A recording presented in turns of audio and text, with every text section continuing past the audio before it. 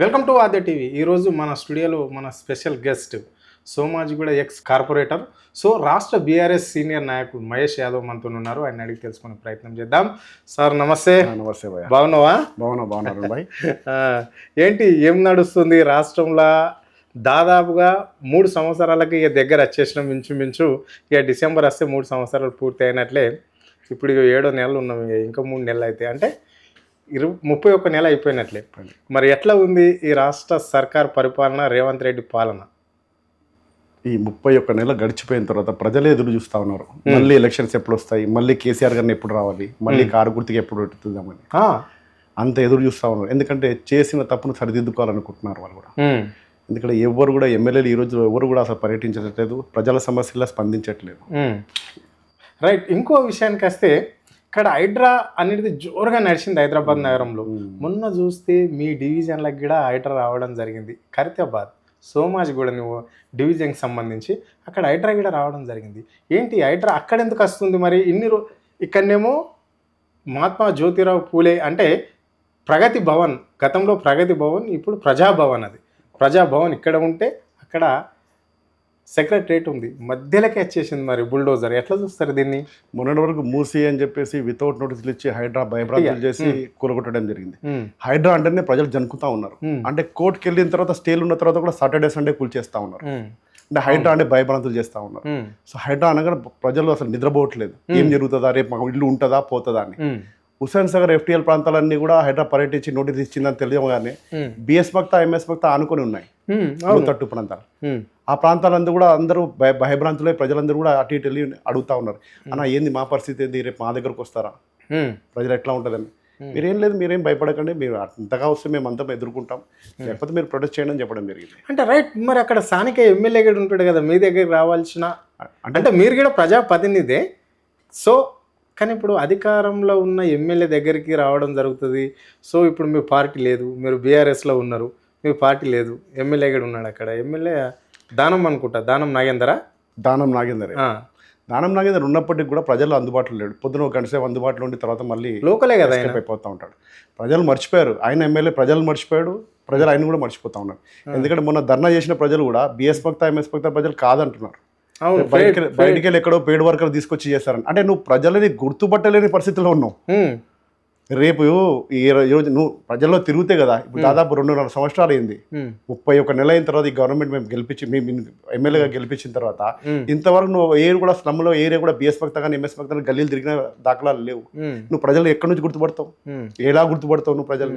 BS Makta MS Makta ప్రజలు వచ్చి ప్లకార్డులతో నిరసన వ్యక్తం చేస్తే నువ్వు ప్రజలను గుర్తుపడతావు. పెయిడ్ వర్కర్స్ బయటికి వచ్చారని చెప్పి వాళ్ళని బెదిరిస్తా ఉన్నావు. కోర్టులో మన పోలీస్ స్టేషన్లో కేసులు పెట్టి బెదిరిస్తా ఉన్నావు. నేను కమిషనర్ ఫోన్ చేసినా, నేను వాళ్ళకి కేసు పెడతా, నీ మీద కేసు పెడతా, ఇంటింటికి పోలీసులు పెట్టి బెదిరిస్తా ఉన్నారు.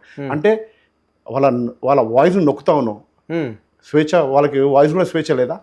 రాజ్యాంగ ప్రకారం అంబేద్కర్ గారు ఇచ్చిన స్వేచ్ఛ కూడా లేదా? వాయిస్ స్వేచ్ఛ కూడా లేదా? వాళ్ళ అభియోగాలు చెప్పుకోలేరా? సమస్యలు చెప్పుకోవచ్చు. వాళ్ళు ధర్నా చేస్తూ ఒక శాంతియుతంగా ధర్నా చేసారు. వాళ్ళు ఏ రోడ్డు మీద రోడ్ బ్లాక్ చేయలేదు, నా రోడ్డు మీద బ్లాక్ చేయడం కానీ ఎవరికి ఇబ్బంది పెట్టడం కానీ జరగలేదు.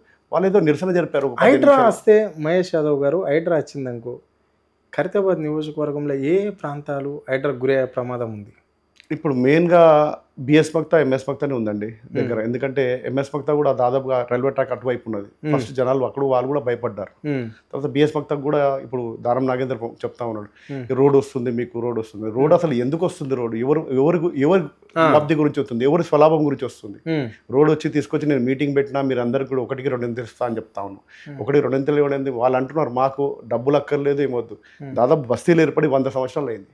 100 సంవత్సరాలు అయింది. మా ఇల్లు మాకు ముద్దు, డబ్బులు వద్దు, మాకు వేరే స్థలం వద్దు, నా డబుల్ బెడ్రూమ్ వద్దు, మా ఇంటికి మాకు వద్దండి. ఎందుకంటే వాళ్ళకి అవసరమే లేదు రోడ్డు. నువ్వు ఎవరికో లబ్ధి పొందడానికి ఒక 25 ఎకరాల డెవలప్మెంట్ తీసుకున్న ల్యాండ్కి లబ్ధి పొందడానికి వాళ్ళతో చేతులు కలిపి నువ్వు ఈరోజు ఈ రోడ్ తీసుకొస్తా ఉన్నావు. దానివల్ల సుబానీ మస్జిద్ ఒకటి, తర్వాత ఇంకో సుబానీ మస్జిద్ ఒకటి ఎఫెక్ట్ అవుతా ఉంది, జిలానీ మస్జిద్ ఎఫెక్ట్ అవుతుంది, జిలానీ మస్జిద్ ఎఫెక్ట్ అవుతుంది, సుబానీ మస్జిద్ ఎఫెక్ట్ అవుతుంది. సుబానీ మస్జిద్లో లోతట్టు ప్రాంతాలు కొన్ని ఉన్నాయి, ఆ ప్రాంతాలు ఎఫెక్ట్ అవుతున్నాయి. హరిగేట్లో కొన్ని ఇల్లు ఎఫెక్ట్ అవుతా ఉన్నాయి. హరిగేట్, సుబానీ మస్జిద్ కూడా ఎఫెక్ట్ అవుతా ఉన్నాయి.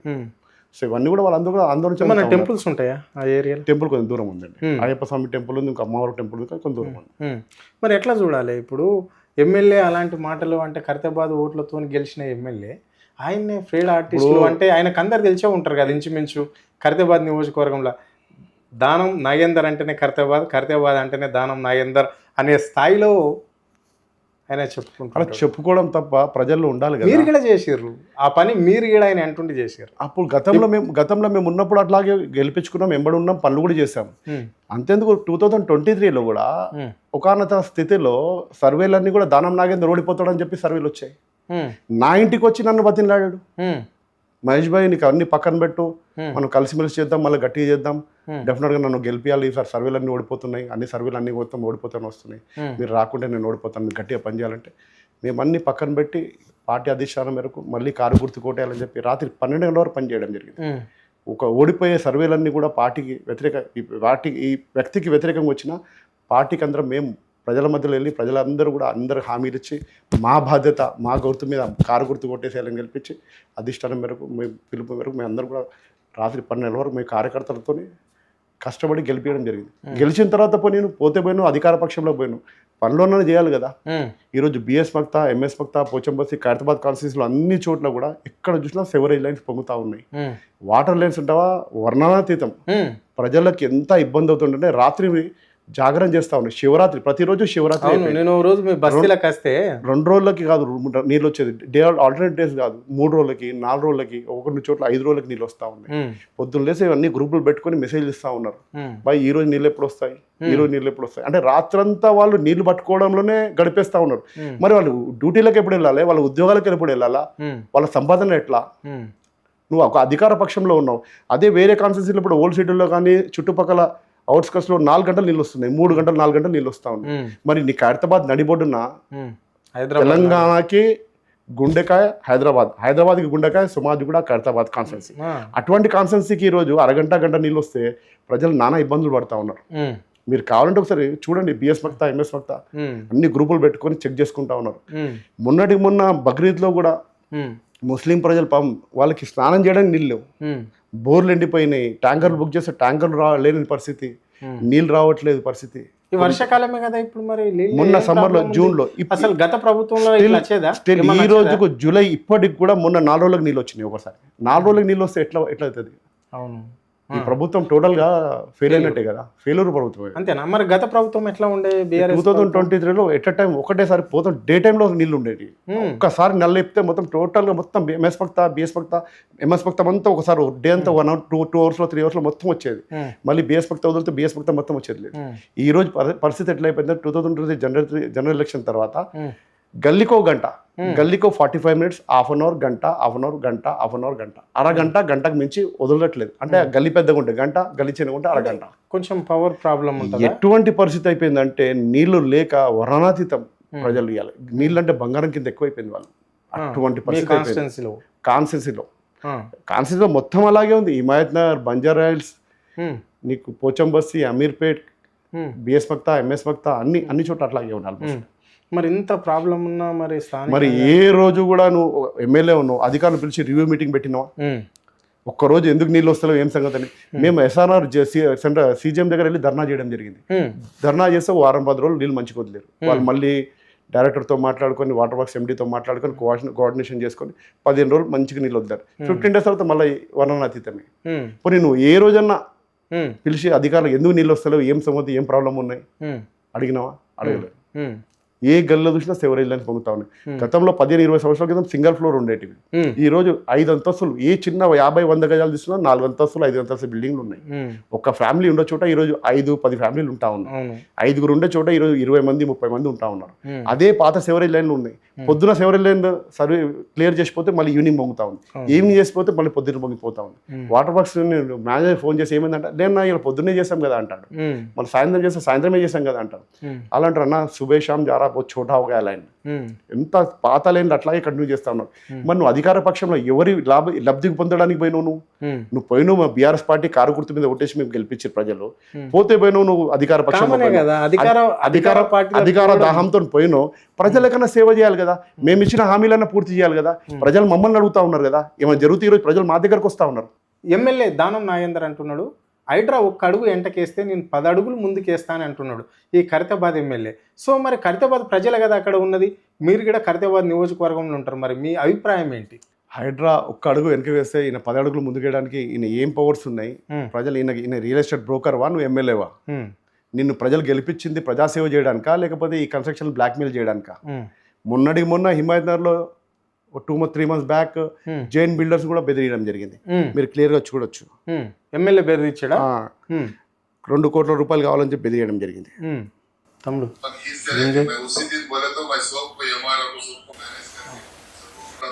मैनेज करता था तो लोग क्या कर रहे हैं गुस्सा आके मैं क्या करा, मैं कलेक्टर को पहले लिख दिया था, मैं प्रदीप को बोला, मैं कलेक्टर को फिर बाद में अरे आने वाले भाई बोले सब तुमको दिए नहीं तुम लोग 2 करोड़ को बोले इसने फाइल ఈ విధంగా నువ్వు బిల్డర్స్ని మొన్న జైన్ బిల్డర్స్ని ప్రవీణ్ బిల్డర్స్ని హిమాయతంలో బెదిరియడం జరిగింది. 2 కోట్ల రూపాయలు కావాలి, 25 లక్షలు ఇస్తే నాకు సరిపోదు, నువ్వు ఏం లెక్కలు ఇచ్చినావు అని. ఇప్పుడు ప్రదీప్ కన్సెప్ట్ దగ్గర నువ్వు ఏం బెదిరిస్తావు? నువ్వు హైడ్రా తీసుకొచ్చి బెదిరించినావా? అంటే హైడ్రా తీసుకొచ్చింది మీరేనా? ఒక్క అడుగు హైడ్రా వెనకకేస్తే 10 అడుగులు నువ్వు వేయడానికి నువ్వెవరు? నీకు దాని గురించి గెలిపించారు ప్రజలు? నీ ఇంట్రెస్ట్ ఏముంది? ఇప్పుడు హరిగేట్, ఇప్పుడు రాజ్భవన్ రోడ్ నుంచి టువర్డ్స్ హరిగేట్ వరకు ఆ కన్స్ట్రక్షన్ 25 ఎకరాల ల్యాండ్కి నువ్వు రోడ్డు 100 ఫీట్ల రోడ్ తీసుకొస్తావు. ఎవరు లబ్ధి గురించి తీసుకొస్తున్నావు? ఎవరు ప్రజలు అడిగిరా నీకు? హరిగేట్ ప్రజలు అడిగిరా? సుబానీ మస్జిద్ ప్రజలు అడిగిరా? ఎవరు అడిగిరా? ఎంతమంది? దాదాపు 100 ఇండ్లు ఎఫెక్ట్ అవుతా ఉన్నాయి. వాళ్ళని పిలిచి నీకు ఒక ఇంతకి 2 ఇంతలు ఇస్తా అంటున్నావు, నా కాన్స్టిట్యూన్సీలో స్థలాలు ఇప్పిస్తా, డబుల్ బెడ్రూమ్లు ఇస్తా అని అంటున్నావు. ఏ లబ్ధి గురించి అడుగుతున్నావు? నువ్వు ఎందుకు బెదిరిస్తా ఉన్నావు? హైడ్రా మేము 1కి 2 ఇంతలు ఇచ్చినా 4 ఇంతలు ఇచ్చినా మేము ఇవ్వము, మా ఇల్లు మాకు ముద్దు అని చెప్పి వాళ్ళు ధర్నా చేస్తా ఉన్నారు. అంటే నీ మీద నమ్మకం లేకనే ధర్నా చేస్తున్నారు కదా. అయినా నువ్వు ఇప్పుడు కూడా నువ్వు వాళ్ళు ఇంకా చేంజ్ అవుతావు, పిలిచి మీటింగ్ పెట్టి బెదిరిస్తా ఉన్నావు, కేసులు పెడతా ఉన్నావు. తప్పు కదా ఇది. ఇప్పుడు ఆ రోజు మేము అందరం ఇల్లు తిరిగి వాళ్ళకి ప్రామిస్ చేసినాం, మీ ఇల్లులు కూడా పోవు అని చెప్తేనే మేము ఓటేశారు, కారు గుర్తు కొట్టేశారు, మమ్మల్ని నమ్మి ఓటేశారు. కాబట్టి గెలిపించాం మేము. 2023 వీళ్ళందరూ కూడా ఓటేపిస్తే గెలిచావు నువ్వు. అది మర్చిపోయి ఈరోజు వారి బుల్డోజర్ తీసుకొచ్చి నువ్వు వాళ్ళ ఇళ్ళని గొల్లగొట్టేస్తాను, 100 ఫీట్ల రోడ్ వస్తుంది, 25 ఎకరాల్లో నువ్వు ఏం లబ్ధి పొందుతున్నావో తెలియదు. ఈ ప్రదీప్ కన్స్ట్రక్షన్ దగ్గర ఇప్పుడు ఏం బెదిరిస్తున్నావో కూడా తెలియదు. మరి ఏం బెదిరిస్తా ఉన్నావు? హైడ్రా ఇంట్రెస్ట్ ఏముంది? ఒక అడుగు వెనకకేస్తారు, 10 అడుగులేనే నువ్వోరు, నీకేం అధికారాలు ఉన్నాయి? రైట్. మరి ఇప్పుడు దీన్ని కూడా అడ్డుకట్ట వేయడానికి బీఆర్ఎస్ నాయకులు కానీ మీరు కానీ సిద్ధం అవుతున్నారా? తప్పకుండా ఈ రోడ్ని అడ్డుకుంటాం మేము. తప్పకుండా ఎన్ని కేసులు పెట్టుకోను, ఏం చేసినా, ఏ భయభ్రాంతులు చేసినా మేము అడ్డుకోవడానికి రెడీ ఉన్నాం. ప్రజల తరపున గత 2023లో మేము ప్రామిస్ చేస్తాం, మీ ఇల్లులు దగ్లవు అని చెప్పేసి వాళ్ళకి పిలిచి నువ్వు మీటింగ్ పెట్టి 1కి 2 ఇంతలు ఇస్తా ఉన్నావు. నిన్న ధర్నా చేసిన తర్వాత ఒకటేసారి 1కి 4 ఇంతలు ఇస్తా అంటున్నావు. పెరిగిపోయింది. అంటే నిన్న ఒకసారి మీటింగ్ ధర్నా చేయడానికి 1కి 2 ఇంతలు ఇచ్చేటోడు 1కి 4 ఇంతలు ఇస్తా అని చెప్పి నిన్ను ప్రకటిస్తా ఉన్నారు. రేపు మళ్ళీ ఇంకోసారి ధర్నా చేస్తే 1కి 6 ఇంతలు ఇస్తా అంటావు. అంటే ఇది అరాస్పాటనా? అరాస్పాట పడుతున్నా? 1కి 2, 1కి 4, 1కి 6 వాళ్ళ ఇల్లు, మా ఇల్లు మాకు ముద్దు, మేము ఇవ్వనమంటున్నారు. గత 100 సంవత్సరాల నుంచి ఆ బస్తీ ఏర్పడ్డది. వాళ్ళ ఇంట్లో వాళ్ళు ఉండాలనుకున్నారు. వాళ్ళ ఎన్నో మెమొరీస్ ఉంటాయి. ఒక ఇల్లు అంటే మామూలుగా ఏర్పడదు. ఆయన అక్కడ ఎమ్మెల్యే అక్కడ కాబట్టి అక్కడ ఉన్న ప్రజల మధ్య రిలేషన్షిప్ ఉంటుంది కాబట్టి ఒప్పిస్తున్నాడేమో, ఎందుకంటే ప్రభుత్వానికి సహకరించాలి అని చెప్పేసి. ఒప్పియడం వేరు, బెదిరియడం వేరు. ఇక్కడ బెదిరిస్తా ఉన్నాడు. 1కి 2 ఇంతలు ఇస్తా, 4 ఇంతలు అర్రాస్ పాట పడతా ఉండు. ధర్నా చేసిన ప్రజల మీద బెదిరి కేసులు పెడతా ఉన్నాడు. మీ దగ్గరికి బిఎస్ భక్త ప్రజలందరినీ కూడా బెదిరించి కేసులు పెడతా అని చెప్పి బెదిరిస్తా ఉన్నారు. పోలీసులు నైట్ అంతా వచ్చి వాళ్ళందరూ బెదిరిస్తా ఉన్నారు. పోలీసులు వచ్చి మీరు ధర్నాకి ఎందుకు పోయారు అని. బిఎస్ భక్త ఎంఎస్ భక్త ప్రజలు పోయిన వాళ్ళందరూ కూడా బెదిరిస్తా ఉన్నారు. వీళ్ళు కాదు బయట నుంచి వచ్చారని. బయట నుంచి ఎవరు వచ్చారు? ఎవరు రాలేదు. పేడ్ వర్కర్లు. నువ్వు పేడ్ వర్కర్లు అంటే నువ్వు గుర్తుపట్టలేని పరిస్థితిలో ఉన్నావు. నువ్వు ఏ రోజన్నా నువ్వు గల్లీ తిరుగుతే కదా నీ ప్రజలు ఎవరు ఉంటారో తెలిసేది. డ్రామాబాదులు వచ్చి రాగానే రెచ్చిపోయి అందరు కిరాయికి 5,500కి వచ్చారు. అందరూ 5,500 పట్టుకొని ప్లెకార్డ్స్ పట్టుకొని వచ్చారు. కాబట్టి వాళ్ళ మీద చర్య తీసుకోవాలని చెప్తున్నాను నేను గవర్నమెంట్కి. కమిషనర్ కూడా నిన్న నేను లెటర్ పంపించాను. మళ్ళీ పోలీస్ కమిషనర్తో మాట్లాడతా. అందరు వీడియోస్ తీసుకొని అసలు ఆ బస్తీలా కాదా, బస్తీడు అయితే నేనే చెప్తాను ఈ బస్తీడు అని. కాదు కాబట్టి బస్తీలు కాదు కాబట్టి వచ్చిన వాళ్ళందరూ అవుట్ సైడర్స్, కిరాయిగాన్లు కాబట్టి ఆ కిరాయిగాన్ల మీద చర్య తీసుకోవాలి. ప్రదీప్ కన్స్ట్రక్షన్కి ఎవరినో వీడియో తీస్తే తెలుస్తుంది కదా. ప్రదీప్ కన్స్ట్రక్షన్ని ఆపడానికి ఇవన్నీ డ్రామాలు నడుస్తున్నాయి. హైడ్రా కమిషనర్ ఒక్క అడుగు వెనకేసినా నేను 10 అడుగులు ముందుకేస్తాను. ఇది బిఎస్ భక్త ఎంఎస్ భక్త రోడ్ వస్తాను. బిఎస్ భక్త రోడ్ అయితే క్లారిఫై అయిపోయింది. కానీ ఎంఎస్ భక్త రోడ్ ఎక్కడ వస్తుంది ఇప్పుడు ఆయనే చెప్పాలి. ప్రజలు గత 3-4 రోజుల నుంచి నిద్రపోవట్లేదు. ఎప్పుడైతే హైడ్రా పర్యటించిందో అప్పటి నుంచి వాళ్ళు నిద్రపోవట్లేదు. ఎందుకంటే హైడ్రా వితౌట్ నోటీస్ కొలగొడుతాం. కాబట్టి ఏ టైంలో ఏం కొలగొడుతుందో అన్న భయం ఉంటుంది. ఎందుకంటే వాళ్ళ చిన్న 50-100 గజాల్లో ఉండే వాళ్ళు గరీబోళ్ళు వాళ్ళు అంత స్లమ్ మైనార్టీలు వీళ్ళంతా అన్ని క్యాస్ట్ వాళ్ళు ఉంటారు. సో మైనార్టీలు ఎక్కువగా ఉండే ప్రాంతం అది. వాళ్ళు కూడా ఎప్పుడు ఏదైనా అవసరాలు కొన్ని అమ్ముకోవడమో చేసుకోవడమో మరి కొనుక్కోవడమో ఉంటుంది. రేపు హైడ్రా వచ్చి కొలగొడితే మా పరిస్థితి ఏంటి అని ఏదో లోన్ తీసుకొని కట్టుకోవడమో అప్పు తెచ్చి కట్టుకోవడమో ఏదో ఉంటుంది. మనం ఇప్పుడు దాదాపుగా మూసీ బాధితులు కూడా మనం చూసాం. చాలా మంది మూసీ బాధితులు కూడా రోడ్డు మీద పడ్డారు. లోన్లు తెచ్చి కట్టుకున్న వాళ్ళు ఉన్నారు, రిజిస్ట్రేషన్ లైన్ ఉన్నాయి, అట్లాంటి ప్రాపర్టీలు కూడా మొత్తం డెమాలిషన్ చేశారు. వాళ్ళు కొంతమంది లోన్ తెచ్చుకున్నారు, అప్పు తెచ్చుకున్నారు, అప్పు కట్టుకోలేని పరిస్థితి, సూసైడ్ చేసుకునే పరిస్థితి ఏర్పడ్డది. కాబట్టి ప్రజలు హైడ్రా అనగా భయపడ్డారు. వితౌట్ నోటీస్ గులగొడుతుంది ఈ హైడ్రా అన్న భయంతోనే వాళ్ళు దాదాపు అక్కడిక్కడ పరిగెడతా ఉన్నారు. వాళ్ళు ఈ కూడా ధర్నా చేయడం జరిగింది. ఇప్పుడు కాదు కూడదు అని చెప్పేసి ఇక్కడ జేసీబీ డైరెక్ట్ ఖైరతాబాద్ మీద పడితే మీ కార్యాచరణ ఏ విధంగా ఉండబోతుంది? తప్పకుండా. ఎందుకంటే ఈ యొక్క మా పరిసర ప్రాంతాల సమాజ్ కూడా అత్యధికంగా ఒక స్లమ్ ఏరియా ఇది. గరీబులు ఉండే ఏరియా, ఒక మైనార్టీలు ఉండే ఏరియా, మ్యాక్సిమం మైనార్టీలు స్లమ్ ఏరియా ఇది. మంచి థిక్ పాపులేటెడ్ ఏరియా ఇది. అన్ని కమ్యూనిటీలు కలిసి ఉండే ఏరియా. బిఎస్ మక్తా అండ్ సమాజ్, BS Maktha and MS Maktha దాదాపుగా 50,000 జనాభా ఉండే ఏరియా ఇది. రేపటి రోజున ఏ బుల్డోజరో జిహెచ్ఎంస్ లేకుండా హైడ్రానో ఆర్ఎన్బిఓ వస్తే మాత్రం వాళ్ళందరూ బయటకు వస్తే ఇట్లా తట్టుకోలేరు. కాబట్టి ప్రజలని వాళ్ళ ఇష్టపూర్వకంగానే పోవాలి తప్ప ప్రజలకు వ్యతిరేకంగా కానీ అటు పోతే మాత్రం సహించేది లేదు. ప్రజలు దేనికైనా సిద్ధంగా ఉన్నారు. ఇంకో విషయానికి వస్తే ఈ మధ్యలో మీరు కూడా వార్తలలో చాలా వస్తున్నారు.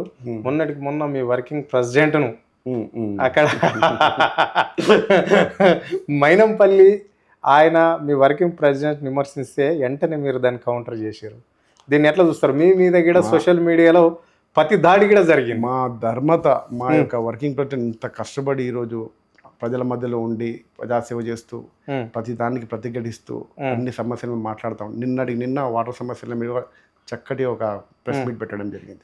ప్రజలకు వివరించడం జరిగింది కాళేశ్వరం అంటే ఏంటని. సో ప్రజల మధ్యలో ఉన్న వ్యక్తిని ఈ విధంగా ఒక రౌడీజం విధంగా మన మైనంపల్లి హనుమంతరావు గారు ఈ విధంగా మాట్లాడడం చాలా దురదృష్టకరం. ఆయన భాష మార్చుకోవాలి. కాబట్టి నేను తప్పకుండా దాన్ని ప్రతిఘటించిన. వాళ్ళ అనుచరులు వాళ్ళు ఓన్లీ ఫోన్లు సోషల్ మీడియా వరకే చేస్తారు, కానీ వాళ్ళ అనుచరులు చెప్పిన దానికి మా అనుచరులు కూడా దానికి సమాధానం చెప్పారు. మీరు రాలేరు కానీ నేను మైనంపల్లి హనుమంతరావు గారి ఆయన కౌంటర్ ఇచ్చాను. ఆయన నాకు కౌంటర్ ఇవ్వాలి, నేను ఆయన కౌంటర్ ఇస్తున్నాను. ఆయన అనుచరులు ఇచ్చినప్పుడు నా అనుచరులు కూడా కౌంటర్ ఇచ్చారు. ఇది అది ఓన్లీ ఫోన్ల వరకు ఫేస్బుక్ లకి సోషల్ మీడియాకి తార స్థాయికి చేరినాయి. రారా చూసుకుందాం, దాదాపుగా చూసుకుందాం అనే స్థాయికి చేరింది. వారం రోజులు మా కార్యకర్తలను కూడా వాళ్ళ కార్యకర్తలు కానీ వాళ్ళ అనుచరులు కానీ వాళ్ళు పంపించిన రౌడీలు కానీ వస్తే మా యొక్క కార్యకర్తలు కూడా అందరూ కూడా రెడీగా ఉండే ఆ మర్యాదలు చేయడానికి కూడా రెడీ ఉన్నాం. ఎందుకంటే కృషి చేసుకుంటాం, మంచికి మంచి చెడుకు చెడు ఉన్నాం. మేము మరి ఎట్లా ఉందంటే మరి చాతకానోళ్ళం కాదు, మరి చెడు చేసేటోళ్ళం కాదు, రౌడీలం కాదు, కానీ దేనికైనా ఎదుర్కొంటాం. మేము హైదరాబాద్ లో పుట్టి పెరిగినామండి. ఇట్లాంటి అన్ని చూసి పెరిగినాం మేము. మాకు ఇవన్నీ కొత్త ఏం కాదు. ప్రజాసేవలో వచ్చాం కాబట్టి మేము స్మూత్ గా వెళ్తా ఉంటాం, పొలైట్ గా వెళ్తా ఉంటాం. నేను కూడా పెద్ద మైనంపల్లి గారిని దూషించింది ఏమి లేదు. అవును, చాలా సాఫ్ట్ గా నేను మాట్లాడడం జరిగింది. ఆ విధంగా మహేష్ యాదవ్ ఎందుకు టార్గెట్ అయ్యాడు అక్కడ? మైనంపల్లి రోహిత్ వర్గానికి కావచ్చు, హనుమంత్ వర్గానికి కావచ్చు, వాళ్ళు ఆ మాట్లాడే భాష ఏంటి అదేంటి. మైనంపల్లి గారు ఒకటే విషయం చెప్తా ఉన్నా, నీ కొడుకునేమో డాక్టర్ చేసుకున్నావు, నీ అనుచరులు మొత్తం రౌడీలను చేసావా? ఇదే నా పద్ధతి, ఈ విధంగా మాట్లాడే పద్ధత. అదే నా అనుచరులను చూడండి ఎట్లా ఈ విధంగా మాట్లాడారు. మేము రెడీగా ఉన్నామని చెప్పారు, మీ అనుచరులు వస్తే మర్యాద చేయడానికి కూడా రెడీ ఉన్నారు మా వాళ్ళు. కానీ ఎక్కడ కూడా మాట జారలే మా వాళ్ళు. మాట లాంగ్వేజ్ రాక కాదు, లాంగ్వేజ్ ఎక్కడ మా పార్టీ నేర్పిన మా అధినేత నేర్పిన మర్యాద, అధినేత, మా యొక్క సంస్కారం ఉన్న పార్టీ బీఆర్ఎస్ పార్టీ. ఇంకో విషయానికి వస్తే ఇక్కడ రాష్ట్ర ముఖ్యమంత్రి కూడా బీఆర్ఎస్ నాయకులను ప్రతి సమావేశంలో, ప్రైవేట్ సమావేశం కావచ్చు, అది పబ్లిక్ మీటింగ్ కావచ్చు, లేదా ప్రభుత్వ మీటింగ్ కావచ్చు, ఏదైనా సరే కానీ ఎందుకు మరి ఇక్కడ కేసీఆర్లను హరీష్ రావులను టార్గెట్ చేసి మాట్లాడుతుంటాడు ఈ రాష్ట్ర ముఖ్యమంత్రి? ఇప్పుడు అది గత్యంతరం లేక ఆయన టార్గెట్ చేస్తూ ఉంటాడు. ఎందుకంటే పరిపాలన చేతగాక ఇచ్చిన వాగ్దానాలు 6 గ్యారంటీలు ఏదైతే 420 హామీలు ఇచ్చారో దాని మీద ప్రశ్నిస్తే దాడి జరుగుతూ ఉన్నది. అంటే అవన్నీ కూడా ఇప్పుడు 6 గ్యారంటీల్లో ఏ ఒక్క గ్యారంటీ కూడా పూర్తి చేయలేదు. నీకు మహిళలకు ఇచ్చిన మహిళా సాధికారత కింద 2,500 రూపాయలు ఇస్తా అన్నాం, అడిగితే కోపం వస్తూ ఉంటుంది. అలాగే మా యొక్క కేసీఆర్ గారు ఇచ్చినట్టు 1,16,000 షాదీ ముబారక్లో 1,16,000తో పాటు తులం బంగారం ఇస్తాను, ఒక్కరికి ఇవ్వలేదు, అడిగితే కోపం వస్తుండే, దాడి చేస్తూ ఉంటాడు. అలాగే నువ్వు నిరుద్యోగులు 2 లక్షల జాబ్ క్యాలెండర్ ఇస్తాను, ఎక్కడిచ్చావు? మహిళా విద్యార్థినులకి స్కూటీలు ఇస్తాను, ఇవ్వలేదు, అడిగితే దాడి చేస్తా ఉన్నాను. ఇంకా దాడి చేయడం తప్ప ఇంకేముంటుంది చెప్పండి. రైట్, మీరు అన్నట్లుగానే రాష్ట్ర ముఖ్యమంత్రి కూడా గదే అంటున్నాడు. కేవలం బీఆర్ఎస్ నాయకులకే అట్లా దాడులు రౌడీజం అన్నట్లుగా అనిపిస్తుంది, కానీ నేను చేస్తుంది ఇక్కడ ప్రజాపాలన కాబట్టి పబ్లిక్ని రెచ్చగొట్టే పనిలో బీఆర్ఎస్ నాయకులు పెట్టిన విద్య వాళ్ళకు అని చెప్పేసి ఇక్కడ ఆయన అంటున్నాడు. ఎందుకంటే 6 గ్యారంటీలు అమలు చేసినాం మేము. ఏదైతే ప్రభుత్వం అధికారంలోకి వచ్చిందో ఈ 2.5 సంవత్సరాలలో ప్రజలకు ఏదైతే ఇస్తామన్నామో అవన్నీ ఇచ్చుకుంటూ వస్తున్నాం. ఇలా కడుపు మంటతోటి బదలం చేయడం పనిగా పెట్టుకున్నారు అంటుండే ఆయన. అవాస్తవాలండి, ఎందుకంటే ఎక్కడ కూడా వాళ్ళు అన్ని అవాస్తవాలే. గత 2023 జనరల్ ఎలక్షన్లో ఇచ్చిన వాగ్దానాలు ఏది కూడా ఇప్పటివరకు కూడా పూర్తి చేయలేదు. అవాస్తవాలు మాట్లాడి ఈరోజు మళ్ళీ అవాస్తవాలు మాట్లాడుతూ ఉన్నారు. ఏ ఎలక్షన్స్ వచ్చినా మళ్ళీ అవాస్తవాలు మాట్లాడతారు. అంటే జనాలు వీళ్ళు ఏమనుకుంటున్నారంటే మెమొరీ లాస్, కొంచెం తొందరగా మర్చిపోతారు అనుకుంటున్నారు, కానీ జనాలందరూ గుర్తుపెట్టుకున్నారు. 2029 ఎలక్షన్స్ వచ్చిన తర్వాత ఆ రోజు ఏ విధంగా వీళ్ళకి తీర్పు వస్తుందో చూడండి. ఇప్పుడు వచ్చే ఎలక్షన్లలో, గడిచిన ఎలక్షన్లలో ఏ తీర్పు వచ్చింది మీ వైపు? మొత్తం వాళ్ళ వైపే ఉంది కదా. అట్లా అనుకుంటే మీరు ఓపెన్ చేయమని చెప్పండి. ఇప్పుడు 2028 అంటే ఇంకా 2.5 years వెయిట్ చేయాలి కదా. ఇప్పుడు 10 మంది పార్టీ మారే ఎమ్మెల్యే రాజీనామా చేసి రమ్మని చెప్పండి. ఇప్పుడే తేలిపోతుంది కదా, ప్రీ ఫైనల్లో తేలిపోతుంది కదా. అంతెందుకు దానం నాగేందర్ని పోటీ చేయమని చెప్పండి. రాజీనామా చేసి దమ్ముంటే దానం నాగేందర్ని పోటీ చేయమని చెప్పండి. చిత్తు కింద ఓడతారు. పార్టీ వ్యతిరేకత, ఎమ్మెల్యే మీద వ్యతిరేకత కూడా చాలా ఉంది. ఎక్కడ ఏ రోజు కూడా ఏ గల్లీలో కూడా తిరిగినట్టు దాఖలాలు లేవు. ప్రజలను గుర్తుపట్టలేని పరిస్థితిలో ఉన్నారు దానం నాగేందర్ ఈరోజు. కాబట్టి ఈరోజు ధర్నా చేసిన ప్రజలు అంటే ధర్నా చేసిరంటే ప్రజల ఒక ఎమ్మెల్యే ఉండడానికి కూడా మర్చిపోయారు జనాలు. అంటే ప్రజలకు అందుబాటులో లేకపోతేనే కదా నువ్వు రోడ్డు మీదకి వచ్చి ధర్నా చేశారు. అక్కడ నీకు సిగ్గుపోయినట్టే కదా. అంటే రాష్ట్రంలో అన్ని ఇట్లా జరుగుతున్నాయా? ఎక్కడ జరగకుండా ఖైరతాబాద్లో మాత్రం జరుగుతూ ఉంది. ఈసారి ప్రజా వ్యతిరేకత ఎట్లా ఉందంటే కాంగ్రెస్ పార్టీ మీద వ్యతిరేకత అట్లాగే ఉంది. ఈ యొక్క కాంగ్రెస్ పార్టీ ఎమ్మెల్యే ఇప్పుడు దానం నాగేందర్ పార్టీ మారిన దానం నాగేందర్ మీద కూడా ప్రజా వ్యతిరేకత అలాగే ఉంది.